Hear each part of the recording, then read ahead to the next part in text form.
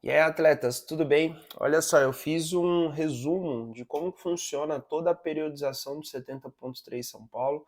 Então, eu vou mostrar agora para vocês, basicamente, o que a gente antecipa para que a gente tenha uma estimativa de como a gente deseja que vocês cheguem na prova. Então, eu vou mostrar um resumo, vou mostrar alguns dados, só o que a gente vai acompanhando de CTL, de ATL, né, que é o Forms, de como que o seu corpo está respondendo. Então é uma estimativa, eu vou passar pelas 12 semanas para que vocês entendam como que a gente tem como objetivo chegar.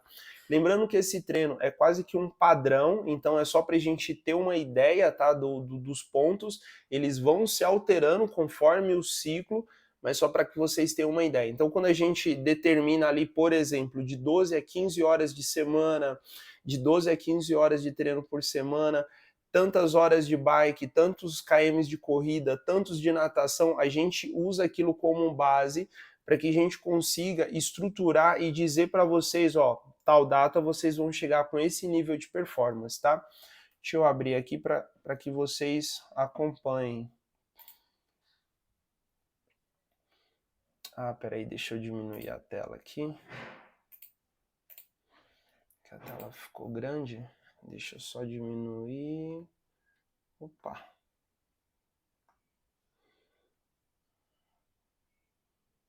Prontinho, agora sim. Vou deixar ela desse lado, que aí a gente consegue acompanhar do outro lado aqui o CTL.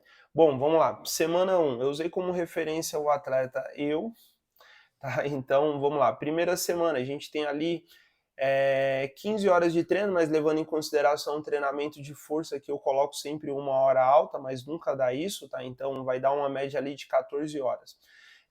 Levando em consideração que é normal isso, primeira semana de ciclo, a gente tem uma queda do TSB, né? Então, principalmente no meu caso, que eu não estou treinando tão forte assim, então tem uma queda, mas se fosse um atleta que tivesse mais constante, daria ali no máximo menos 20. No meu caso aqui deu menos 40, mas vocês vão ver que depois ela vai estabilizando.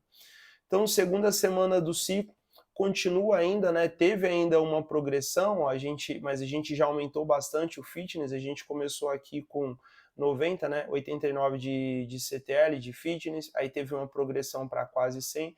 Aí aqui, o TSB, a gente já entra num processo de adaptação e ele começa a declinar, ele começa a descer. Então a gente está na terceira semana, mantendo o mesmo padrão ali, 15 horas média de treino por semana.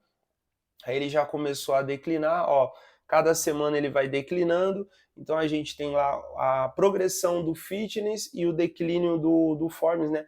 Que é como se fosse o acúmulo de fadiga, né? O Forms, ele é um dado que ele dá ali uma misturada, no quanto você está treinando e no quanto você está recuperando. E aí ele vai tendo, ó, na quarta semana a gente já tem um declínio, quinta semana a gente chega nos 30, vamos ver quanto tempo a gente leva para chegar no menos 20, que é o recomendado. Olha só, o menos 20 a gente praticamente não chega aqui. Então eu tenho a semana de pico aqui, a primeira semana de pico, né, que eu coloquei aqui, eu fiz uma distribuição e coloquei a primeira semana de pico na sétima semana, e aí depois, vamos lá, onde que ele faz a queda? Aqui, ó.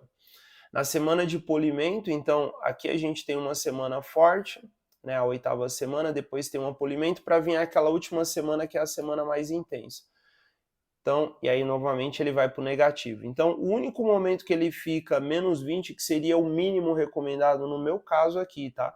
Um atleta que já vem com uma estrutura de treino melhor do que a minha não vai sofrer tanto assim quanto eu.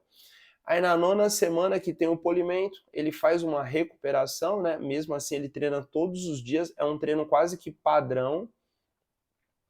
Aí ele recupera e aí entra para a última semana, que seria a semana de pico, né? Que é a 10ª semana, 15 dias antes da prova. E aí de novo ele entra no negativo, depois ele recupera um pouquinho de novo, ó, entra no negativo de novo. No meu caso, eu fui só para menos 6, mas para a maioria das pessoas que vêm com uma rotina melhor de treino, provavelmente aí já ia ficar positivo, que é o foco, né? E aí chegou na semana de prova, ó lá, mostra os 21 positivo, que é a recomendação, né, acima, né, 5 mais já é interessante para um processo, para uma prova, para você estar apto ali para fazer uma prova, seja qual for a distância. Então é isso, então essa é a distribuição, lembrando que esse é o cenário, lógico que ideal, nisso aqui pode ter uma lesão, a pessoa vai ficar doente, vai queimar 1 ou 2 treinos, e aí vai alterando. Mas se fosse um cenário 100% ideal, seria basicamente isso. Essa é uma estrutura, no caso aqui é o 70.3, mas poderia ser utilizado para um full e para qualquer outra distância. Esse é o planejamento que a gente faz antecipadamente, lembrando que esses treinos eles podem sofrer alteração, a gente desenha isso para que a gente consiga ter um controle, um fitness bom para determinada prova, no caso aqui, classificado como um atleta intermediário avançado, seria 130, acima de 120. Então, é o que a gente estrutura e desenha o treino para a gente chegar nesse fitness, tá? Bom, é isso.